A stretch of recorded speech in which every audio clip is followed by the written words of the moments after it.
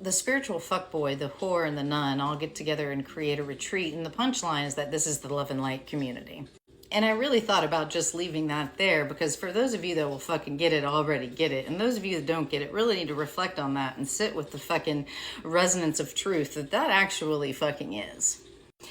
You've got the nun who's really working to fake this enlightenment by re-virginizing herself to be prepared for this divine blessed union between the divine masculine and the divine feminine.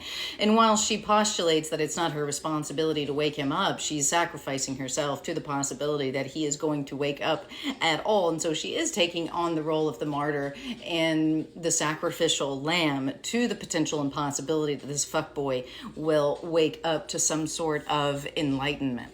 All the while, she's rejecting the parts of herself that she's missing the most, and yet doesn't want to see that, because you can't see that if you're walking as the nun within the spiritual love and light community. And the spiritual fuckboy is exactly that, a fuckboy that saw an opportunity to utilize certain types of language to wrap his bullshit, immature behavior in, and not only get away with it, but be supported in a way that he's never been supported before. And the whore's over here just like, well, of course, I'm the fucking scapegoat again. Any humor that I find in this is at the sheer audacity of how transparent and shallow all of this is, if you would just allow yourself to see it. And the truth that if anyone attacks me on this app, if you're not a fucking bot, you're within the love and light community.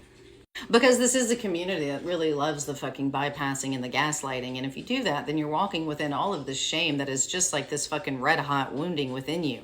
And if anyone presses on it by calling out the fucking label that you identify as so that you can continue to avoid the shame spiral that you know is waiting for you, you have to attack it. Because also if you're avoiding your shame and you're operating within one way of being and you're bypassing and gaslighting, then you're not living full spectrum. And if you're not living full spectrum, then you are operating within the victim abuser archetypes, and so you feel like a perpetual victim.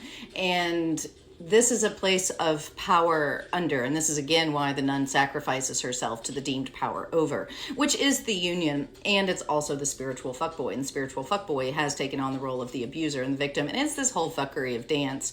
And they have to have a fucking scapegoat, because the love and light community always has to fucking have a scapegoat. And this is one of the reasons why they're always in spiritual warfare with some fucking deemed fucking entity of something.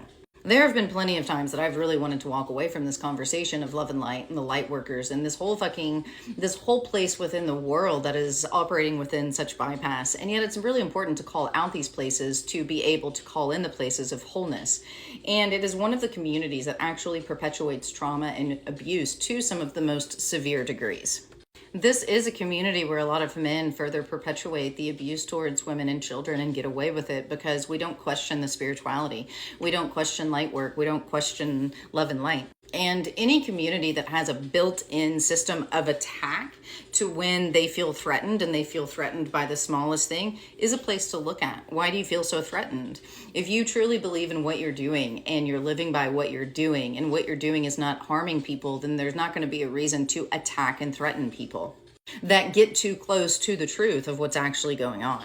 And as someone who's worked with hundreds of people who have actually lived the fucking lineages of this insidious trauma and abuse, and from being one of those people myself, it's very important to me to eradicate, to highlight, and to show the systems within our worlds and culture that perpetuate these systems of abuse within our lineages. And the light working, the love and light culture, spirituality in general, is one of them. Any system, again, that refuses to be questioned, that refuses to walk by something that disagrees with it and chooses to attack instead, has something to hide. And if it's got something to hide, it's the abuse that it's perpetuating. So, the spiritual fuckboy, a nun, and a whore create a retreat. And the punchline is that that is the love and light community. And the whore will always be the scapegoat. And that is why I will always choose to embody the archetype of the whore.